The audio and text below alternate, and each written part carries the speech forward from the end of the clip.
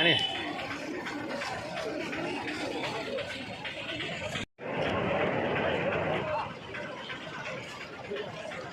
అని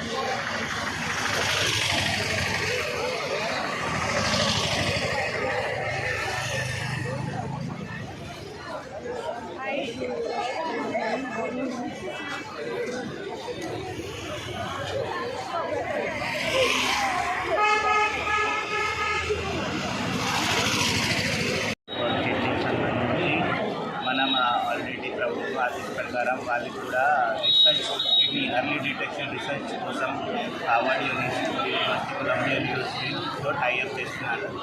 సో మనం ఇప్పుడు ఆల్రెడీ పోస్టర్ చూస్తే మీ అందరికీ తెలుసా, ఎర్లీ డిటెక్షన్ ఆఫ్ డిసీజ్ సందర్భంగా మనకు లైఫ్ స్టైల్ చేంజెస్ కావాలి. లైఫ్ స్టైల్ చేంజెస్ అంటే తక్కువ ఉప్పు, ప్రతిరోజుకి ఎక్సర్సైజ్,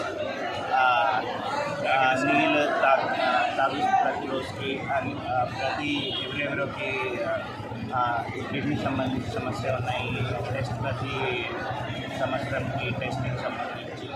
సో అది చూస్తే మన జిల్లాలో అర్లీ డిటెక్షన్ ఇప్పుడు కిడ్నీకి పబ్లిక్కి దాని కూడా కొంచెం తక్కువ ఉంది. కాబట్టి మీడియా మిత్రుల ద్వారా నాకు కూడా ఒక మెసేజ్, ఎవరెవరికి సమస్య ఉన్నాయి కిడ్నీ సంబంధించి పక్కనే డాక్టర్స్ని చూస్తే మీకు కూడా ఐడియా వస్తుంది. ఈ కిడ్నీ సమస్య ఉంటుంది, ఎర్లీ డిటెక్షన్ చేస్తే మనకు డాక్టర్స్కి కూడా ఉపయోగపడుతుంది ఈ సమస్యకు సమాధానం ఇస్తుంది.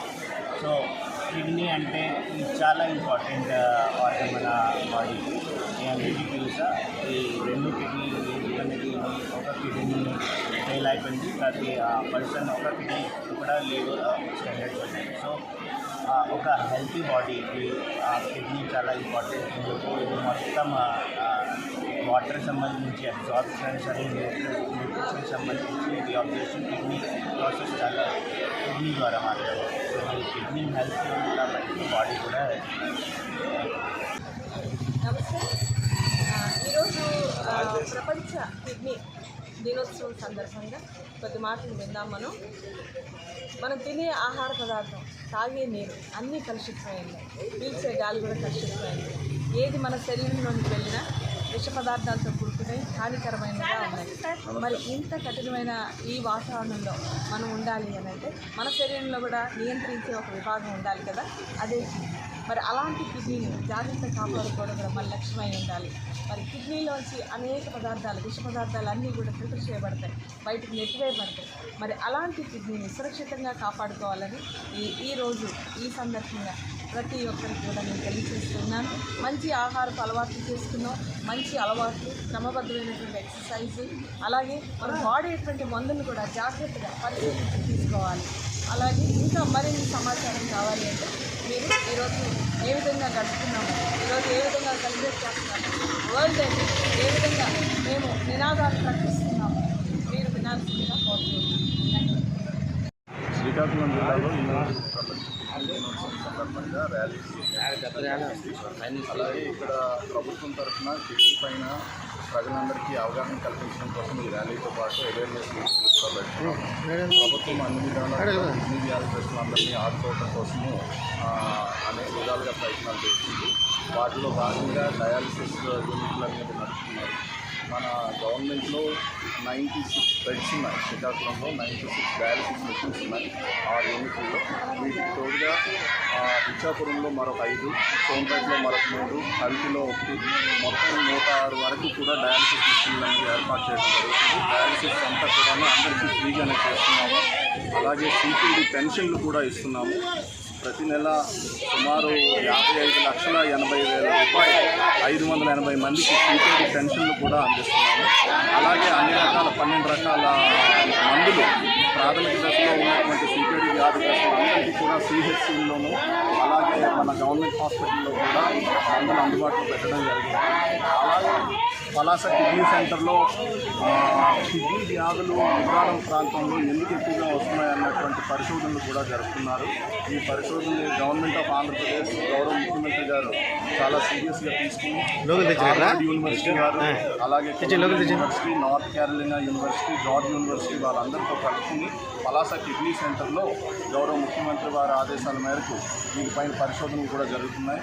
దగ్గరలోనే దీనికి ఏమైనా నీటి వలన వస్తుందా, లేకపోతే ఇక్కడ ఉన్నటువంటి వాతావరణం కలుషితం అవడం వలన వస్తుందా, వారు తినే ఆహారం వలన వస్తుందా అన్నటువంటి పరిశోధనలు జరుగుతున్నాయి. సో పరిశోధనలు అయితేనేమి, కిడ్నీ వ్యాధిగ్రస్తులకి డయాలసిస్ చేయించడంలోనైతేనేమి, లేకపోతే వారికి మందులు అందుబాటులో పెట్టడం వరకు అయితేనేమి, అలాగే వారికి ఆదుకోవడం కోసం పెన్షన్లు ఇవ్వడం కోసం అయితేనేమి గవర్నమెంట్ అన్ని విధాలా కూడా సిపిడి వ్యాధిగ్రస్తులకి ఆదుకోవడానికి ముందుంది. ఎటువంటి ఇబ్బంది లేదు. కాకపోతే ప్రజలందరూ కూడా వారి జీవన శైలిలో మార్పులు చేసుకోవాల్సినటువంటి అవసరం ఉంది. మన నెఫ్రాలజిస్ట్ ఇప్పుడే చెప్పారు, మేడం గారు చెప్పారు, తినేటువంటి ఆహారంలో ఉప్పు తగ్గించుకోవాలి. మధుమేహం లేదా హైపర్ టెన్షన్, బీపీ ఉన్న వాళ్ళందరూ కూడా వాటిని చెక్ చేయించుకోవడంతో పాటు వారికి సిపిడి వచ్చేటువంటి అవకాశం ఎక్కువగా ఉంది కాబట్టి వాళ్ళ క్రియాటినిన్ వంటి పరీక్షలు చేసుకోవాలి. కుటుంబంలో ఎవరికైనా సరే కానీ గుండె వ్యాధితో కానీ లేకపోతే కిడ్నీ వ్యాధితో కానీ ముందు చనిపోయి ఉన్నట్లయితే వారు కూడా ముందుగానే కిడ్నీ వ్యాధికి సంబంధించిన పరీక్షలు చేయించుకోవాలి. అలాగే స్మోకింగ్ తగ్గించాలి, స్మోకింగ్ ఆపాలి. ఇలాంటి చిన్న చిన్న సలహాలు, సూచనలు డాక్టర్లు ఇస్తున్నటువంటి తీసుకున్నట్లయితే మనం సిపిడిని సమర్థవంతంగా ఎదుర్కొనేటువంటి అవకాశం. Professor and HOD nephrology, medical college Srikakulam. ఈరోజు మన వరల్డ్ కిడ్నీ డే పాటిస్తున్నాము. ఇది every second Thursday of March every year మేము సెలబ్రేట్ చేస్తాము. సెలబ్రేషన్ అంటే సెలబ్రేషన్ కాదు, it is to create awareness, అందరికీ అవగాహన కల్పించడానికి కిడ్నీ జబ్బుల గురించి, కిడ్నీ నివారణ చర్యల గురించి మనం అవగాహన, అందరికీ ప్రజలకి అవగాహన కల్పించడానికి కార్యక్రమాలు చేస్తుంటాము. అలాగే ఈవేళ ఒక ర్యాలీ నిర్వహించాము. ఈ స్లోగన్స్ ఇది ఆల్కహాల్ ఆపండి, లైఫ్ స్టైల్ ఇంప్రూవ్ చేసుకోవాలి, స్మోకింగ్ ఆల్కహాల్ ఆపేయాలి. కానీ కిడ్నీ జబ్బులకి ప్రపంచం అంతా మోస్ట్ ఇంపార్టెంట్ కాజ్ ఏంటంటే diabetes, hyper tension, sugar, BP వ్యాధులు.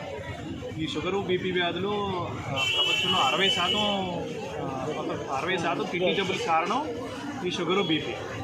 సో ఈ షుగరు, బీపీ కంట్రోల్లో ఉందంటే ప్రపంచంలో 60% కిడ్నీ జబ్బులు మనం ఆపచ్చు. సో ఆ రెండు కారణాలు కాకుండా ఇంకా పెయిన్ కిల్లర్స్ ఎక్కువ వాడడం, తర్వాత అన్నెసరీ యాంటీబయాటిక్స్ వాడడం, over the counter medication, pain killers ఎక్కువ వాడడం, ఇవి ఇతరత్ర కారణాలు అన్నమాట. సో బట్ ఇక్కడ శ్రీకాకుళం జిల్లాలోని ఉద్దానం ఏరియాలోని ఈ కారణాలు ఇవి కాదు. కారణాలు కొంచెం డిఫరెంట్గా ఉంటాయి. ఈ షుగరు, బీపీ వ్యాధి కాకుండా వేరే ఇతరత్ర కారణాలు ఉన్నాయి. ఆ కారణాలు ఏంటో ఆల్రెడీ చాలా స్టడీస్ చేశారు, ఇంకా చాలా స్టడీస్ చేస్తున్నారు. ఈ కారణాలు వేరేగా ఉంటాయి. వీటికి ఈ రకమైన కిడ్నీ జబ్బు అయితే, ఈ ఉద్దానంలో ఉన్న కిడ్నీ జబ్బు అయితే దీనికి పెద్దగా సింటమ్స్ ఉండవు. మామూలుగా కిడ్నీ జబ్బు అంటే కాళ్ళవాపులు, బీపీ పెరగడం, ఆయాసం రావడం, ఇవన్నీ వస్తాయి. కానీ ఉద్దానంలో వచ్చే కిడ్నీ జబ్బులకి ఏ సిమ్టమ్స్ రావు. కాళ్ళవాపులు ఉండవు, బీపీ ఉండదు, అసలు పెద్దగా సిమ్టమ్స్ కూడా ఉండవు. తీరా ఒకరోజు ఏదో చిన్న నలతగా ఉంది, టెస్ట్ చేస్తే క్రియాటినిన్ 3-4 ఉంటుంది. సో ఇది వేరే రకమైన కిడ్నీ జబ్బు, ఇది మిగతా రకమైన కిడ్నీ జబ్బులు అయితే కాదు. అందుకని ప్రపంచంలో మిగతా చోట్ల షుగరు, బీపీ వల్ల వచ్చే కిడ్నీ జబ్బులు అయితే తొందరగా బయటపడతాయి. ఎందుకంటే సిమ్టమ్స్ ఉంటాయి కాబట్టి, కాళ్ళవాపులు, బీపీ, ఆయాసం ఉంటాయి కాబట్టి అవి తొందరగా బయటపడతాయి. కానీ తర్వాత జెనెటిక్ కాజెస్ కూడా ఉంటాయి. ఒక ఫ్యామిలీలో ఒకరికి ఉంటే మిగతా వాడికి కూడా వచ్చే అవకాశం ఉంటుంది. అందుకని ఫ్యామిలీలో ఒకరికి ఉంటే మిగతా వాడు కూడా ఆ క్రియాటినిన్ టెస్ట్ చేసుకుంటే తొందరగా డయాగ్నోస్ చేస్తే అది పెరగకుండా, ఈ డిజీజ్ ప్రోగ్రెస్ అవ్వకుండా మనం నివారణ చర్యలు తీసుకోవచ్చు. తొందరగా నెఫ్రాలజిస్ట్ కన్సల్ట్ చేస్తే తగు చర్యలు తీసుకొని అది పెరగకుండా ఉండే అవకాశం ఉంటుంది.